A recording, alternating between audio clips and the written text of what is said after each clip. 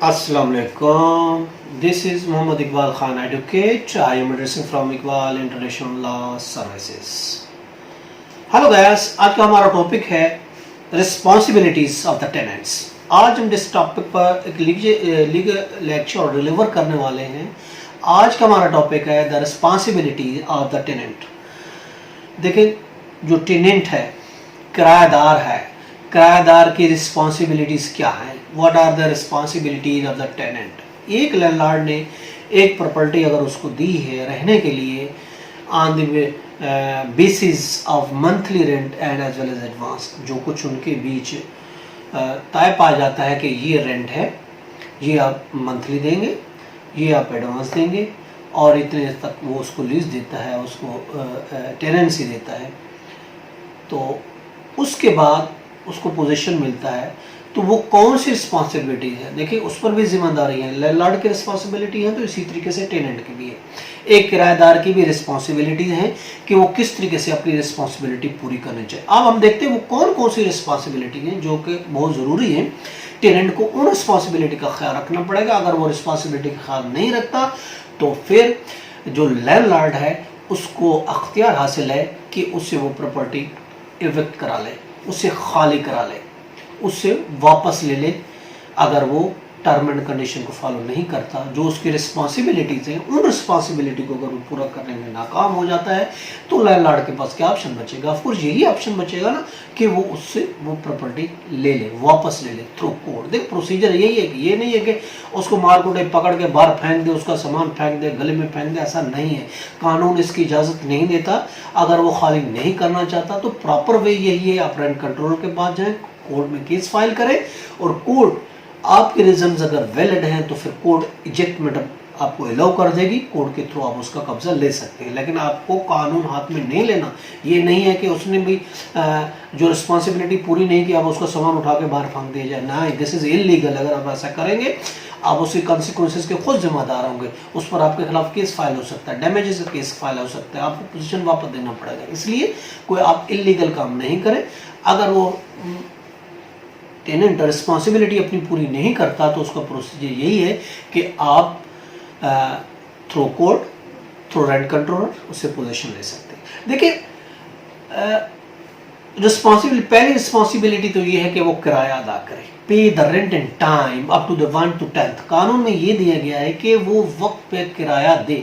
पहली तारीख से लेकर 10 तारीख तक लॉ में दिया गया है, पहली तारीख से लेकर 10 तारीख तक उसको किराया देना है।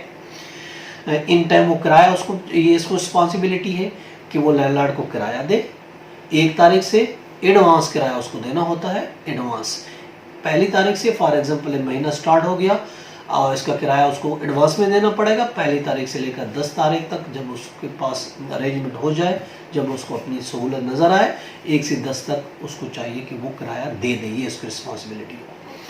और ये भी रिस्पॉन्सिबिलिटी है कि उसको कुछ सिक्योरिटी डिपॉजिट जो आपने उसके साथ टर्म एंड कंडीशन फिक्स हुई वो भी आपको दे दे और उसके बाद किराया दे दे 1 से 10 तक। दूसरी ये रिस्पॉन्सिबिलिटी के यूटिलिटी जो है, जो बिल्स आते हैं, पानी का बिल है, वैसे वाटर कंजर्वेशन है और इसके अलावा इलेक्ट्रिसिटी है, गैस है, जो भी है यूटिलिटीज सर्विसेज की, तो उसका बिल मुतलका डिपार्टमेंट को वेल इन टाइम उसको चाहिए कि वो पे करे। यूटिलिटी बिल डायरेक्ट उस डिपार्टमेंट को, जो उनका तरीक़ेकार है अदा करने का, उसको चाहिए वो अदा करे।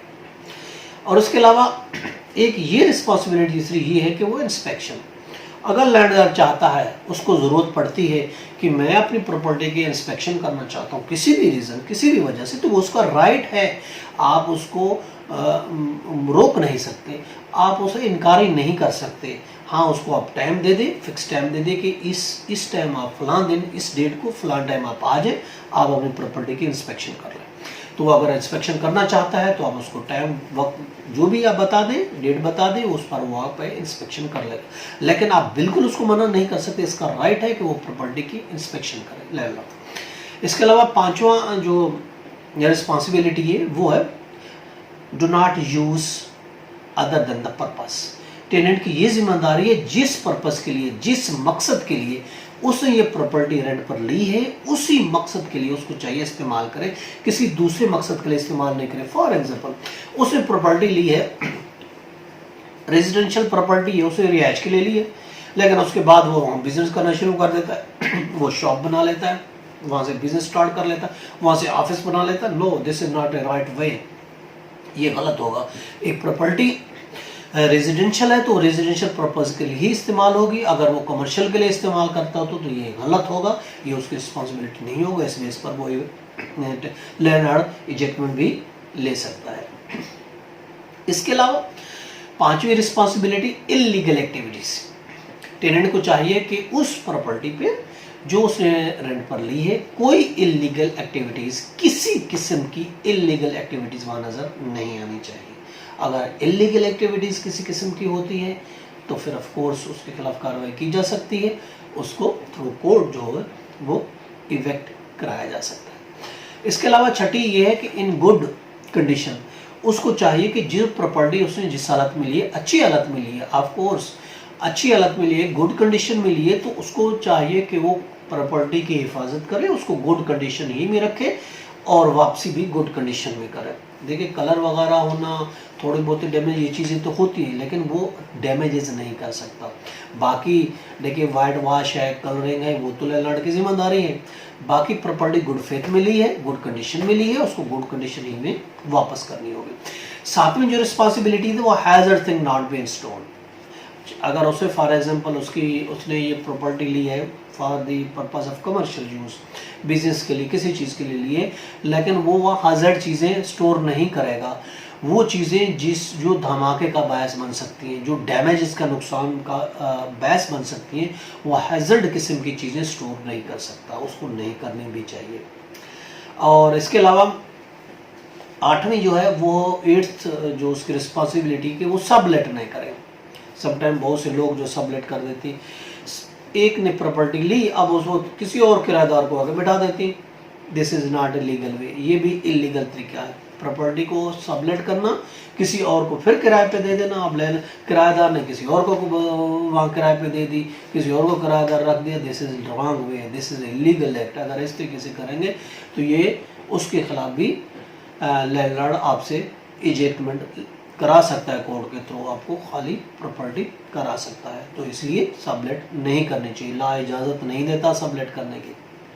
इसके अलावा नंबर 9 है अल्टरेशन। उस प्रॉपर्टी को अल्टरेशन नहीं कर सकता विदाउट परमिशन। हाँ, अगर ज़रूरत है तो उसका तरीक़ेकार यही है, वो लैंडलॉर्ड को लेटर लिखेगा, रिटर्न लेटर लिखेगा, वो रिटर्न उसको इजाज़तनामा देगा। तो फिर फॉर एग्जांपल 2 कमरे हैं, वो तोड़ के 3 कमरे बनाना चाहता है, दीवार तोड़ना चाहता है, उसमें वॉशरूम बनाना चाहता है, वटएवर, अगर उसमें वो अल्ट्रेशन करेगा, उसमें चेंजिंग करेगा तो दिस इज इलीगल वे, ये गलत होगा। और इस बेस पर भी उससे वो प्रॉपर्टी वापस ली जा सकती है, इजेक्टमेंट कराई जा सकती है। इसलिए चाहिए टेनेंट को चाहिए कि उसमें अल्ट्रेशन, किसी किस्म के अल्ट्रेशन ना करे। हाँ, अगर कोई ज़रूरत है तो परमिशन ले, पहले परमिशन, रिटर्न परमिशन लैंडलॉर्ड से थे, उसके बाद तो एक क्या 10 उसमें अल्ट्रेशन कर सकता है, लेकिन विदाउट परमिशन वो उसमें प्रॉपर्टी में अल्ट्रेशन नहीं कर सकता। इसके अलावा 10वीं रिस्पॉन्सिबिलिटी जो किराएदार की है वो ये है कि follow the agreement, term and condition. जो term and condition rent agreement में, टेनेंसी में, लीज में मुकर्रर की गई हैं उसको वो फॉलो करें। जिन शराइत पर लैंडलॉर्ड ने आपको वो प्रॉपर्टी दी है, चाहे वो कमर्शियल के लिए दी है या फिर रेजिडेंशियल पर्पस के लिए दी है, तो उसको चाहिए उन टर्म एंड कंडीशन को फॉलो करे। अगर फॉलो नहीं करता तो वो उसे इजेक्टमेंट करा सकता है।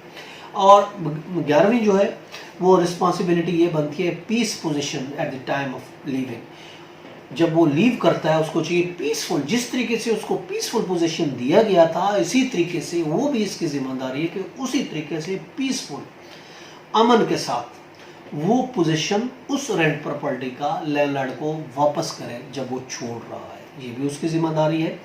और इसके अलावा 12 ये भी जिम्मेदारी है, जो आखिरी हम आपको जिम्मेदारी रिस्पॉन्सिबिलिटी ऑफ टेनेंट की बता रहे हैं, किराएदार की ये भी जिम्मेदारी है, फिक्सचर है, फर्नीचर अगर उसने दिया है या फिक्सचर दिए हैं, कोई चीज़ फिक्स की गई है, किचन में कैबिनेट बनाया गया है या और कोई फर्नीचर और कोई फिक्स की गई है, जो भी चीज़ें फिक्स गई हैं उसको नुकसान नहीं पहुंचाएगा, उसको तोड़फोड़ नहीं करेगा, उसको उतारेगा नहीं, उतार के नहीं ले जाएगा, उसका नुकसान नहीं करेगा। जिस हालत में जो चीज़, अगर पंखे, लाइट्स और वट एवर जो फिक्सचर फर्नीचर अगर लैंडलॉर्ड देता है तो उसी हिसाब से उसको डैमेज नहीं करेगा और उसको जो है नुकसान नहीं पहुंचाएगा। उसी तरीके से जिस तरीके से उसको दी गई थी प्रॉपर्टी, उसका ख्याल रखते उसी तरीके से लैंडलॉर्ड को वो वापस करेगा। ये है हमारी 12 रिस्पॉन्सिबिलिटी।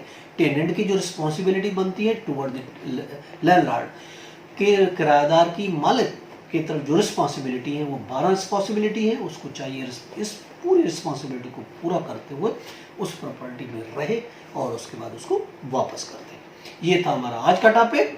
आई होप आपको बहुत सी लीगल चीज़ें समझ आ गई होंगी। आज के साथ ही इसके साथ ही मैं इजाज़त दीजिए, कल फिर मिलेंगे नए टॉपिक के साथ। Have a nice day. अपना बहुत ख्याल रखिएगा। अल्लाह हाफ़िज़।